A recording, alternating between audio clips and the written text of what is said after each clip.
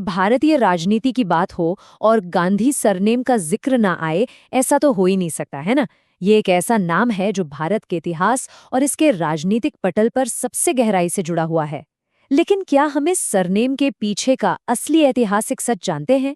आज के इस विश्लेषण में हम बिना किसी पूर्वाग्रह के बिल्कुल निष्पक्ष होकर ऐतिहासिक तथ्यों को डिकोड करेंगे और दशकों से चली आ रही एक बहुत बड़ी गलतीफहमी को सुलझाएंगे। ये कहानी हमें बताएगी कि कैसे वंशावली और धारणाएं समय के साथ आपस में उलझ जाती हैं। तो चलिए सीधे तथ्यों पर चलते हैं। तो आइए सबसे पहले देखते हैं भाग एक बहुत बड़ी गलतफहमी। अक्सर जब राहुल गांधी या उनके परिवार का नाम सामने आता है तो एक बहुत ही आम धारणा बनती है। एक ही सरनेम होने की वजह से कई बार ये मान लिया जाता है कि उनका सीधा पारिवारिक संबंध राष्ट्रपिता महात्मा गांधी से होगा। गांधी शब्द सुनते ही दिमाग में सीधे स्वतंत्रता संग्राम की छवि बन जाती है और बिना किसी सवाल के ये कनेक्शन बिल्कुल स्वाभाविक लगने लगता है। लेकिन असल में ऐतिहासिक रिकॉर्ड्स बिल्कुल कुछ और ही कहानी बयां करते हैं।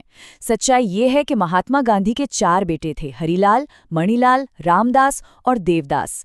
और सबसे दिलचस्प बात यह है कि इन चारों में से किसी ने भी कभी मुख्यधारा की राजनीति में कदम नहीं रखा। यानी वर्तमान राजनीतिक परिवार और महात्मा गांधी के बीच सीधे राजनीतिक उत्तराधिकार या खून के रिश्ते की ये जो धारणा है वो ऐतिहासिक रूप से पूरी तरह बेबुनियाद है। अब बढ़ते हैं भाग 2 की तरफ, असली पारिवारिक संबंध। अगर हम इस फैमिली ट्री को तथ्यों के आधार पर देखें तो ये असल में महात्मा गांधी से नहीं बल्कि स्वतंत्र भारत के पहले प्रधानमंत्री पंडित जवाहरलाल नेहरू से शुरू होता है। वंशावली कुछ इस तरह से आगे बढ़ती है। जवाहरलाल नेहरू की एक बेटी थी जिनका नाम था इंदिरा नेहरू, और आगे चलकर इंदिरा का विवाह फिरोज नाम के एक शख्स से हुआ। इतिहास की यही वो अहम कड़ी है जो इस राजनीतिक परिवार का असली आधार है। तो इस पूरे डिस्कशन का निष्कर्ष क्या निकलता है? वो ये है कि आज के गांधी परिवार का इतिहास और उनका पारिवारिक जुड़ाव पूरी तरह से नेहरू वंशावली से है। इनका महात्मा गांधी के वंशजों से कोई सीधा संबंध नहीं है। इतिहास को सही ढंग से समझने के लिए इन 2 अलग-अलग परिवारों का ये बुनियादी अंतर समझना बहुत ही जरूरी है। और यहीं से कहानी में एंट्री होती है भाग 3 की, फिरोज की कहानी में एक बड़ा मोड़। ये वाला हिस्सा किसी हिस्टोरिकल मिस्ट्री से कम नहीं है। जिस शख्स से इंदिरा नेहरू का विवाह हुआ, जिन्हें दुनिया आज फिरोज गांधी के नाम से जानती है, उनका मूल नाम वास्तव में जहांगीर घांडी था। बिल्कुल सही सुना, गांधी नहीं बल्कि घांडी। अंग्रेजी में इसे GHANDY लिखा जाता था। ये पारसी समुदाय का एक सरनेम है। ये एक ऐसा छोटा सा ऐतिहासिक फैक्ट है जिसे अक्सर भुला दिया जाता है। ऐतिहासिक दस्तावेज बताते हैं कि स्वतंत्रता संग्राम के दौरान जहांगीर घांडी राजनीति में बहुत ज़्यादा एक्टिव होने लगे थे और अपनी इसी सक्रियता के चलते वो जवाहरलाल नेहरू के बहुत ही करीब आ गए और जल्द ही उनके एक बेहद भरोसेमंद सहयोगी बन गए। राजनीतिक रूप से एक्टिव होने के इसी अहम दौर में एक बहुत ही बड़ा फैसला लिया गया। फिरोज ने अपना सरनेम घांडी यानी GHANDY से बदलकर गांधी यानी GANDHI रखने का फैसला किया और इस तरह वो औपचारिक रूप से फिरोज गांधी बन गए।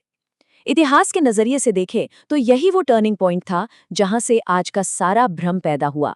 एक पारसी उपनाम के स्पेलिंग और उच्चारण में बस थोड़ा सा बदलाव किया गया और वो भारत के सबसे मशहूर नाम के समान हो गया। अब आते हैं हमारे आखिरी हिस्से भाग 4 पर, गांधी नाम की शुरुआत। आइए इस पूरी टाइमलाइन को एक साथ जोड़कर देखते हैं। सबसे पहले फिरोज ने अपना सरनेम घांडी से गांधी किया। इसके बाद जवाहरलाल नेहरू ने अपनी बेटी इंदिरा का विवाह फिरोज से तय किया और जब ये शादी संपन्न हुई तो स्वाभाविक रूप से इंदिरा का नाम इंदिरा नेहरू से बदलकर इंदिरा गांधी हो गया। ये सिर्फ एक नाम का बदलाव नहीं था बल्कि भारतीय राजनीति में एक पूरी तरह से नई राजनीतिक पहचान की शुरुआत थी। और बस यहीं से वो सिलसिला शुरू हुआ। फिरोज के नाम बदलने से जो शुरुआत हुई थी उसी के चलते गांधी सरनेम नेहरू परिवार की आगे आने वाली पीढ़ियों में लगातार पास ऑन होता चला गया और आज तक यही सरनेम इस परिवार की मुख्य पहचान बना हुआ है। ये पूरा ऐतिहासिक विश्लेषण हमें एक बहुत ही गहरा सवाल सोचने पर मजबूर कर देता है कि कैसे इतिहास में लिया गया महज एक छोटा सा फैसला, एक नाम का बदलाव, आने वाली पीढ़ियों की पूरी राजनीतिक विरासत और आम लोगों की धारणा को हमेशा के लिए बदलकर रख सकता है। जो बातें हम बिना सोचे समझे सच मान लेते हैं, अक्सर उनके पीछे की सच्चाई कुछ और ही निकलती है। इतिहास के पन्नों में न जाने ऐसे और कितने दिलचस्प सच छिपे होंगे, इस पर जरूर सोचिएगा।